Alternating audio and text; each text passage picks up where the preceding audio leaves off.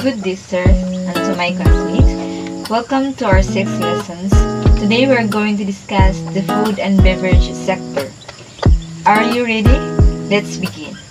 At the end of this chapter, you should be able to trace the history of the food and beverage industry, describe the different types of restaurants, explain the importance of franchising to the restaurant industry, discuss restaurant profitability and calculate food cost percentage, gross profit and average guest check.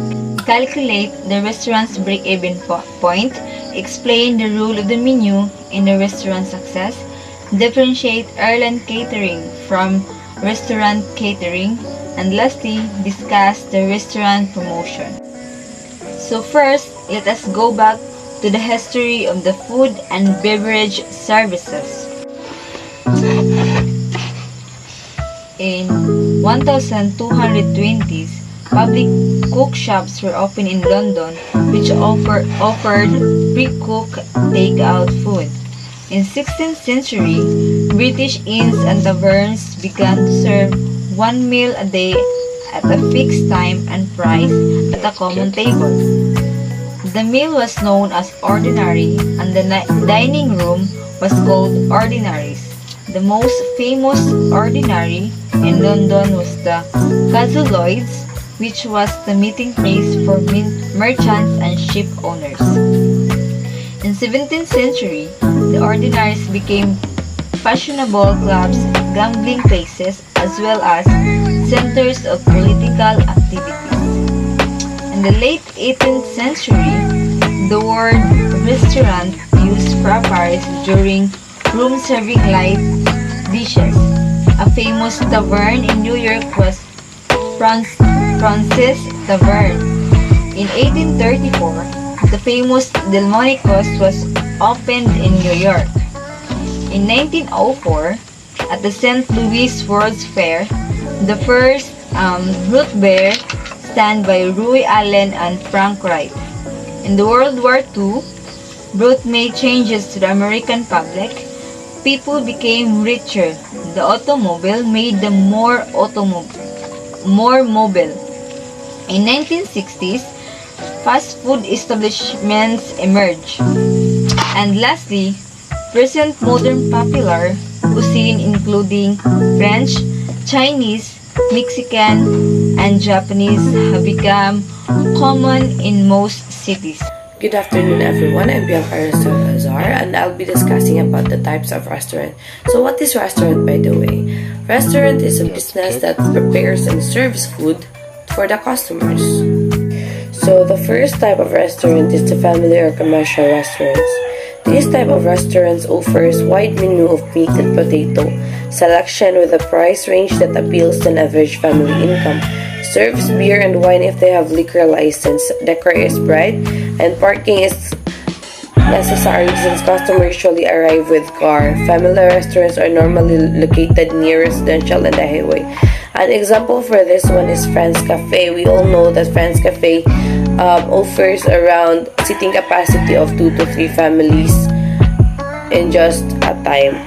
And there's also an available parking lot in France Cafe, which is not kind of big, but it is quite good enough for a family or two to park with a car. The second one is coffee shops. This is characterized by a fast food service. The decor is simple and prices are relatively low, and it's usually located at an office building or shopping mall. The rent here is high and the operating hours are from morning to early evening. Then takeout may be offered. An example for this one is Starbucks, which is the most popular coffee shops here in the Philippines. Then Kapibay, that is present in Palompan Leyte, Tom and Tom's, Boss Coffee, and more. Coffee shops is also one of the leading type of restaurants here in the Philippines because it is one of the students' go-to in terms of making projects, doing their assignments, because we all know that coffee shops offer a vibe that is relaxing and mind focusing at it. The next type of restaurant is the gourmet restaurant. Generally, this restaurant require higher initial investment than other type of restaurants because they require an expensive ambience and decor. They cater those who want a higher standard and are willing to pay the price. An example for this one is Abaca restaurant that is located at Punta Engaño, Abaca, Lapu-Lapu City, Cebu. This restaurant is fancy. This restaurant is fancy because gourmet restaurant offers fine dining, and cuisines in this restaurant are Italian, Mediterranean, and European. And also, the quality of food that is offered is really good. The next one is fast food restaurant. In this type of restaurant, the menu is limited with low prices. That is the reason why people patronize fast food restaurant, and franchising is common in this type of restaurant. So an example for this one is Jollibee, McDo, Mang Inasal. We all know that these stores offers food with low prices. You're able to purchase a slice of chicken with drinks, rice, and French fries in just 121 pesos, right? Next one is deli shops. Deli shops provide delicatessen food service. Some deli shops have limited seating capacities, and also capital investment is low because deli shop have a low labor cost because only 1 or 2 people are involved in this type of shop. Also, this is a store where people can buy ready-to-eat items. An example for this one is the pantry located at Mabolo City, Cebu. This type of shop offers cold cut meats, sliced cheese, sandwiches, bread, salads, and so much more. The 8th one is buffet restaurants. Buffet restaurants are established on a completely self-service basis. However, if liquor, beer, and wine are offered, table and service for these beverages are provided. Buffet restaurants cater family, and therefore they offer reasonable prices. An example for this one is the Vikings at SM City, Cebu. It is a buffet restaurant wherein you'll be paying around 299 per head for you to be able to experience the eat all you can. You can get all that you want, you can eat all that you want that is present under buffet area. And in this type of restaurant, in terms of liquor, if they have liquor license, it is to be assisted because in the thought of eat all you can, basin like. The last one is transportation restaurants. So transportation restaurants, we all know that we can find restaurants in auto or bus transportation routes or the auto or bus stops. They are also found on bus, rail, and airport transportation buildings, as well as gani inside the ship. There's a restaurant which is a cafeteria, diba? That's called a transportation restaurant. They require special cafeteria or buffet type facility so that arriving groups can be quickly served and continue on their journey.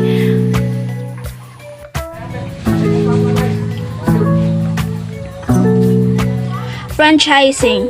When we say franchising, it is a method to distribute the product or services either local or international under the franchisor's name and system. Franchise restaurants are a major component of the food service industry, particularly in the fast food sector. Franchise restaurant is not just purchasing the restaurant property. It is buying the product, name of the brand, and the trademark to the owner or franchisor, such as McDonald's, Mang Inasal, Jollibee, and many more. Franchise are beneficial to the franchises because they provide operational training, layout and design assistance, location assistance, managerial expertise, group purchasing power, and most importantly, the identification of a well-known brand supported by regional, national, and international advertising and promotion. Even if you don't have enough knowledge about franchising, You can already own it since they will help you how to manage or operate it. There are 5 types of franchises: job franchise, product or distribution franchise, business format franchise, investment franchise, and conversion franchise. Got the kick. When we say job franchise, it is a low-cost amount franchise since it can be a home-based or car-based franchise, such as car repair, cell phone repair and accessories, and street food cart, and many more. Next is product or distribution franchise. This franchise, it is based on supplier-dealer relationship where the product distributes to the franchisor.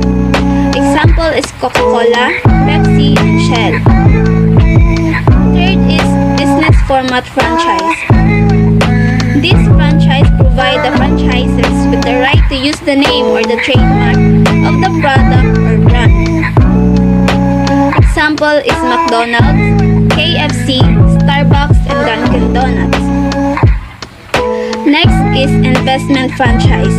This franchise requires a huge amount of capital. This kind of franchise, you can earn a capital without doing something. You just invest money to a franchisor. Last is conversion franchise. When we say conversion franchise, it is converting an independent business's owner into a member of a standardized network. Example of this is reseller. Restaurant profitability. Food cost percentage is often used to measure a restaurant marketing success. To get the food cost percentage, the total food cost is divided into total food sales and multiply it by 100 to get the percentage. Gross profit, the selling price of an item less its food cost. To get the gross profit, subtract the cost of goods sold to total revenue. Example, nagbenta ako ng munchkin sa halagang 5 pesos. Lahat ay nabenta and the total amount is 350 pesos. And the ingredients is 165 pesos. So, 350 minus 165 pesos, the total is 185 pesos. So, the gross profit is 185 pesos. Another profitability measure used in restaurant is average guest spending or average check. It helps the restaurant industry to determine the value of their customers and the total number of customers in the same period of time. To calculate it, simply divide the total number of sales in a given period by the total number of customers. Another profitability measure used in restaurant is average guest spending or average check. It helps the restaurant industry to determine the value of their customers and the total number of customers in the same period of time. To calculate it, simply divide the total number of sales in a given period by the total number of customers. Break-even point. That point at which the business will make neither a profit nor lose. It's computed as fixed cost divided by contribution margin. To get the break-even point, we need to divide fixed cost and contribution margin. So first, what is fixed cost? Fixed cost is the cost that remain the same regardless of the volume of a business, like salaries, interest, and insurance rent. And contribution margin is the average check minus variable cost. You need to divide these two to determine the break-even point of the business and to know if the business will make neither a profit or lose. The last part of my discussion is menu. We all know what is a menu, right? So, menu is a basic planning document for a successful restaurant. It is a list of choices that a customer can choose when they visit a restaurant or bar to dine and drink. Also, menu comprises of different appetizer, specialties, desserts, and drinks that can be offered to customers whenever they go to different restaurants. So now let's talk about the food quality for airline catering. The main problem of an airline company is to cook the meal on the ground and serve it several hours later in an extraordinary dry cabin atmosphere 7 miles high to different groups of people with their own preferences and whose main motivation is to travel rather than eat. Therefore, most airlines have ovens where they just reheat the meal before serving it to their clients. Now, let's go to logistics. To produce hot meals, the airline companies have to prepare specifications for recipes, ingredients, cooking methods and temperatures, and labor for each flight. As a result, a customer can usually find them in travel publications or on airline menus and select their favorite dishes they choose from the list, but the airline catering has already produced this list or these meals in advance of the flight. These require a forecast using the actual passenger reservation for each flight, including an allowance for standbys and last-minute reservation in order to have the correct raw materials, equipment, and food production stock for each chef. Preliminary meal counts are usually prepared from 24 to 72 hours ahead so that food supplies can be bought. Menus must be carefully selected for each flight to avoid serving the same meal to a passenger on two succeeding segments of a trip or on a round trip. In addition, trays and serving utensils and supplies must be in the kitchen when the meal is prepared. Therefore, the airline catering chef and others in charge of serving meals on board really carefully planned all of the meals that they must provide, especially on longer flights when they must serve a variety of foods and uphold food quality throughout the journey. So now let's talk about the food quality for airline catering. The main problem of an airline company is to cook the meal on the ground and serve it several hours later in an extraordinary dry cabin atmosphere 7 miles high to different groups of people with their own preferences and whose main motivation is to travel rather than eat. Therefore, most airlines have ovens where they just reheat the meal before serving it to their clients. Now, let's go to logistics. To produce hot meals, the airline companies have to prepare specifications for recipes, ingredients, cooking methods and temperatures, and labor for each flight. As a result, a customer can usually find them in travel publications or on airline menus and select their favorite dishes they choose from the list, but the airline catering has already produced this list or these meals in advance of the flight. These require a forecast using the actual passenger reservation for each flight, including an allowance for standbys and last-minute reservation in order to have the correct raw materials, equipment, and food production stock for each chef.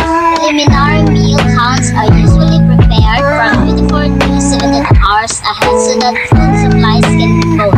Menus must be carefully selected for each flight to avoid serving the same meal to a passenger on two succeeding segments of a trip or on a round trip. In addition, trays and serving utensils and supplies must be in the kitchen when the meal is prepared. Therefore, the airline catering chef and others in charge of serving meals on board really carefully planned all of the meals that they must provide, especially on longer flights when they must serve a variety of foods and uphold food quality throughout the journey. Airline galleys. The first airline galley was designed in 1963 by Douglas. For each DC-3, meals prepared on the ground were kept hot or cold in insulated containers on the aircraft.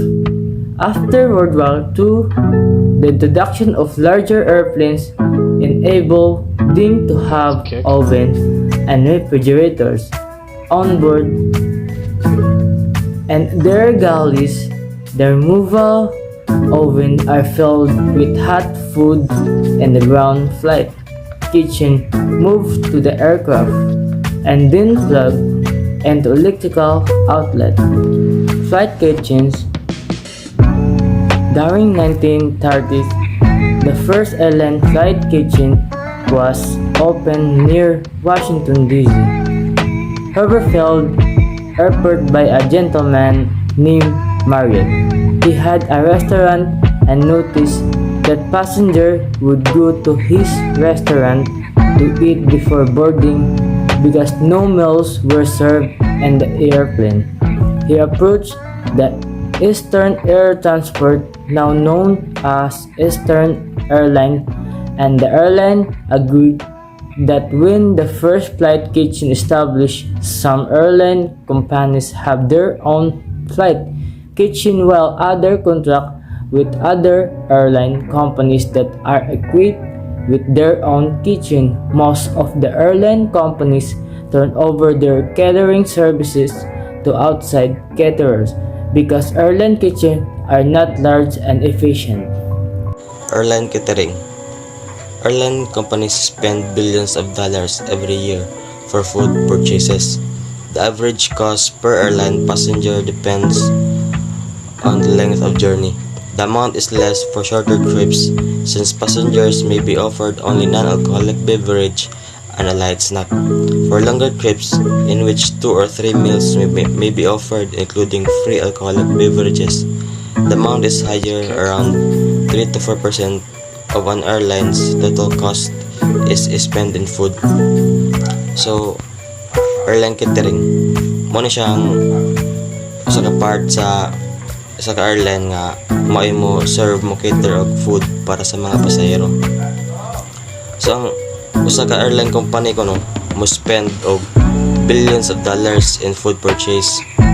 Na ang average cost per airline magdepende ra sa touch-on ug kalayon sa biyahe sa usa ka pasahero. So, like for example, ari sa tuwa, magbiyahe ka Tacloban to Manila. So, short trip ra, diba? Aplara ka oras. Serve na mga light snack o juice. So, sa mga lagyo na nga biyahe, like diri sa Philippines to other country, so lagyo ng biyahe, diba? Pila na ka oras.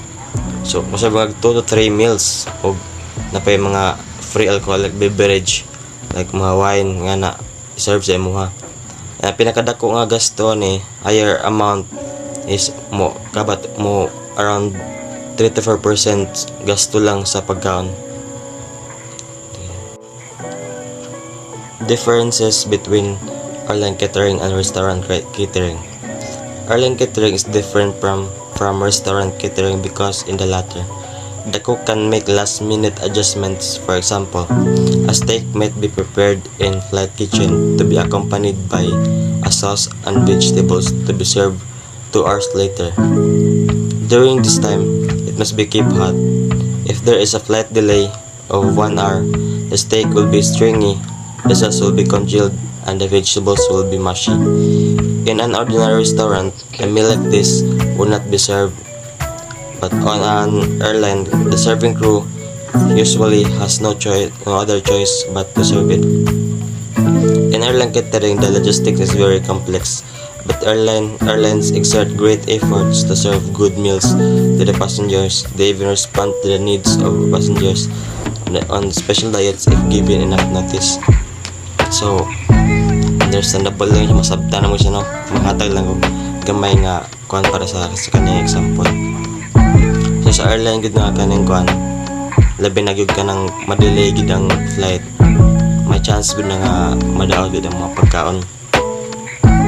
But, ang service crew and orang waiter ni, waan dyan lain choice kundi i-serve na siya sa mga pasahero. Magdepende lang sa pasahero kung iyabang ka na or dili, or magkuwat lang siya sa maabot sa iyang destination para lang ito mukaon. Pero sa restaurant manggod, pag imo siyang naki-customer, servan mo siya nga ni daot na nga pagkaon, may chance mo nga ireklamo bitaw. Kay kasagaran mo gud sa restaurant is kanang dapat i-serve nimo kan bag-og ng luto. Kung serve nimo siya daot na. So reklamuhan ka, di madaot yung mga restaurant. Yang naka-advantage lang pod sa airline catering is ang mga service crowd to may exert og extra effort para sa mga tao nga naipili bitaw sa pagkaon, labi na tong mga nag-diet. Restaurant promotion. Many restaurants advertise their menu on newspapers. Local newspapers advertisements are used by most restaurants as a major form of external promotion. Get kicked. Several restaurants advertise in the yellow pages of the local telephone directory. Some use local radio or television stations. Most popular restaurants and national restaurants chains advertise in airline, flight magazines, consumer travel magazines, and travel trade. Many restaurants try to foster good relations with nearby hotel, such as front office staff, bill desk personnel, and doormen, because they are often asked by hotel guests to recommend good nearby restaurant. Good public relations and word of mouth advertising generate a lot of business. So, lagi dagang pamagi ang restaurants sa pag-promote na iban magkuhan sa TV, advertisement sa TV, kasagaran ang uban sa radio, o kasagaran sa mga newspapers o sa mga flight magazines. Sa napoy usa ka way para pag-promote pud sa isa ka restaurant. So mao nang ang mga restaurant makikuan og maayong relasyon sa mga katapad nila nga hotel, kay labi na sa mga front office o sa mga doorman, kay syempre na bag-ong guest or tourist diri sa isa ka lugar, syempre mangutana mo gina og asay lami kan ang restaurant. So musa na siya usa ka way para pag-promote sa isa ka restaurant. So nganong importante man ang pag-promote sa isa ka restaurant? So na itulo. Una, para maka-market ang restaurant, para mahalin ang ilang produkto. Ikaduha, pag-agni sa mga bagong guest para mo visit sa ilang restaurant. O ang ikatulo, para pag-encourage balik sa mga karaan na mga old na mga guest na ba, nga pag-encourage sila para mabalik adto.